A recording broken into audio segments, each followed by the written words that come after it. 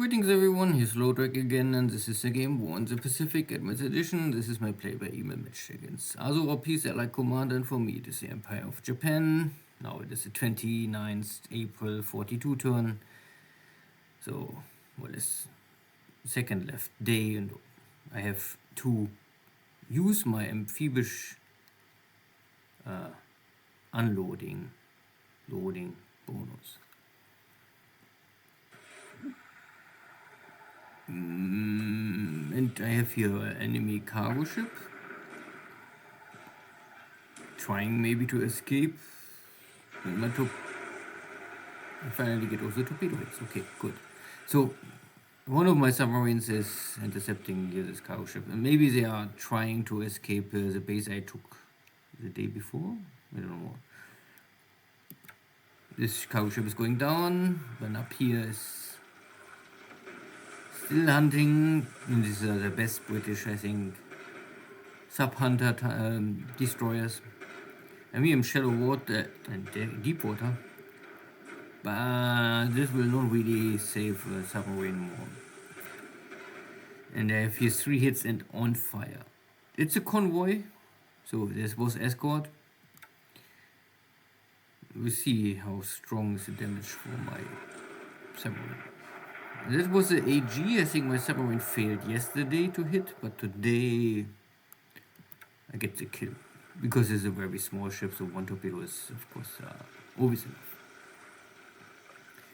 So after many days of no real success, my submarine fleet was able to sink 2 ships today. And this is also, it's Xargun.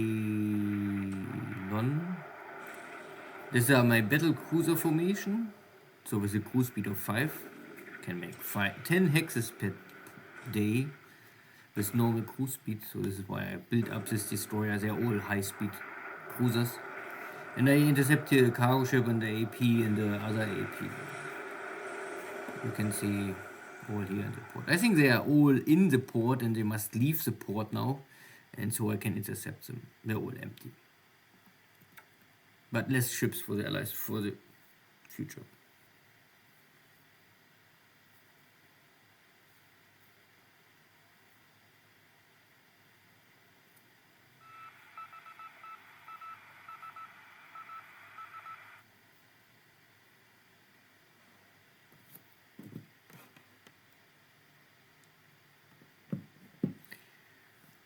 And this is my cover force, more or less normally my unloading force, and some other APs and other task force engaging, but engaging without a fight because both don't want fight. Okay. But O20, on the other hand, is able to hit and sink here, I think, a cargo ship of my own, bringing supplies to Darwin. And so I lose also a cargo ship. And if the kill ratio is 2 to 1, I think the Allies produce much more cargo over time.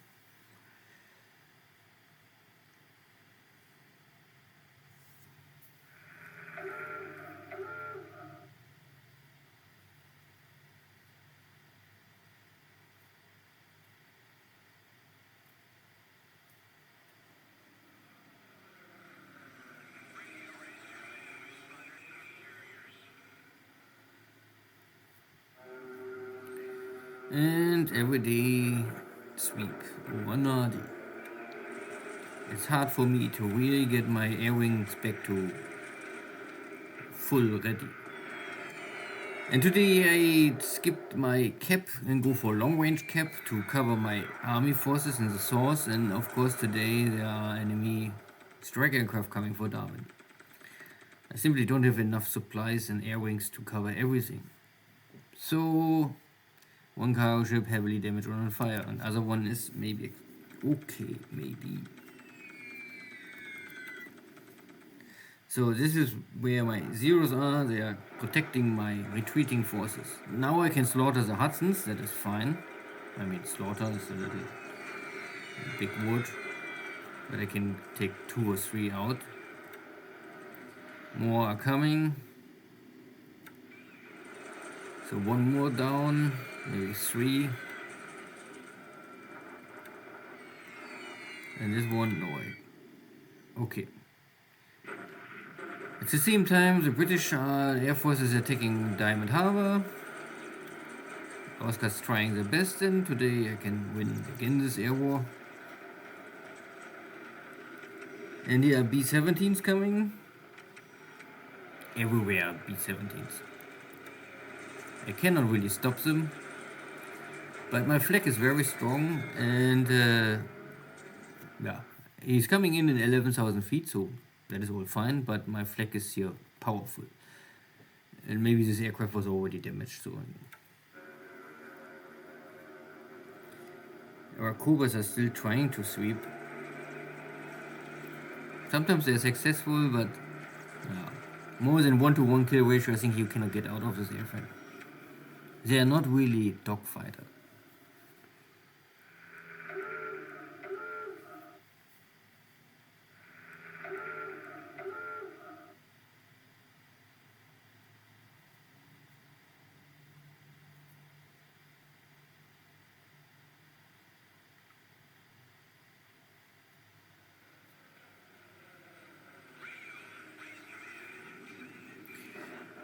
And this is my mistake. I mean, I play the game, so it's of course my mistake. I set the altitude wrong. Here in the east, this unit was broken and have disabled flag gun, so I can come at 5,000 no problem. But this unit is combat ready, so they have an allied flag is always stronger than Japanese flag. So that was not a good idea, and I have here a lot of damage and destroyed aircraft. Especially because Nels are paper thin aircraft. Tja.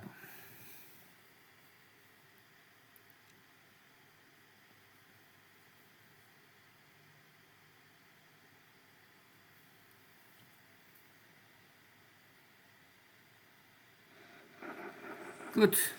Battle in China. I cross the river. The Chinese forces are already depleted. Only blocking me, but not holding. Victory here. Victory south of Yan'an. So. Next day again. This is also a block force. More or less force them to retreat over the main river or major river. This is an empty dot base, and that was a turn. So overall successful, but I wasted my bombers with the wrong altitude. Darwin, that was pity. And I always prefer normally defense over offense, so defending against the Catalinas would be maybe more wise than killing some Hudsons. But you never know. You can only guess and make calculations, and then... Yeah. So at the end, the kill ratio is not really good, 17 to 11. If you compare this to a normally 4-to-1 kill ratio, or even better. So I lost really a bunch of Nels, all to flag. If you count this out or make one flag kill ratio, then it would be like 70 to 5. That would be much more standard. But I also lost 2 of my Jake Navy search aircraft. The rest is small fish. So out of the 11 airframes lost, 7 pilots are dead and 1 is wounded. Tja. No armor protection, very low durability. This can happen. Ship sunk. I lost a cargo ship attacked by a Dutch submarine. I sunk a bunch of cargo ships, but none of them are really important. These are smaller APs. Maybe now they are the best, or some stuff. I mean, now the ships are important for the Allies, but latest in 43 they're all outdated. Good. So small engagements in China, all over the map. Nothing normally will stop me here, but it will also not shift the front line. It's rear guard duty and cleanup operations. Here at Ceylon there was this Yeah, one of my submarines gets damaged. The fire is under control, luckily. So this Japanese damage control is really flipping. It's really a coin you can throw, and sometimes you can get it under control like allies, and sometimes a small fire is getting out of control and your ship is lost. So with this kind of slow system damage, but no fire damage, I can say I can try to reach the port, and luckily I have now a port nearby, so I don't want to really go back to Port Blair. That would be too far maybe. But now I hope I will simply go a little around, and then maybe in 1 week I can reach the port. Once the ship is in port or the submarine, it's normally more or less safe. Yeah. My battle cruiser was able to intercept here this one task force, but the other one was lost. And luckily I really consumed very little ammunition, so I can still go a little more. That is positive. Also, I was unloading more and more equipment, so yeah, I think today was the last day of my amphibious assault boat because tomorrow is the 1st of May. So what I was not able to unload now, I will have more. Yeah, you see, 1 day too late. I normally need 1 more day to unload all of the supplies and this heavy equipment. So now I will need not only 1 day, now I maybe need 3 days for this. The rest is fine. Singapore, I don't know what I have in Singapore. In Singapore, I have my both flag cruisers are still converting. My heavy cruiser with a destroyed main turret is repairing. Most of the other damage is fine. What is else here? Nothing more. A bunch of ships, but I do not really have a purpose for them up to now. I mean, I have to ship a lot of oil and fuel, but also resources, but I don't have the supplies to ship around. In Surabaya, the cruiser arrived, and now I can first fix the system damage and then I start with the major damage. And the destroyer was also able to reach the port with a mine hit. I'm not so sure how this is possible, but it was able to fix some damage on the way, so only the major damage is left. So, and of course, because it's a destroyer, you can, this kind of non-major damage you can fix very quickly. You can see I can make 3 system damage per day, more or less. If I put this guy in a shipyard, the rest of the damage is also fast. So, smaller ships, I don't know how is the calculation. Maybe it's a question of durability. More durability points means more repair time. Something like this.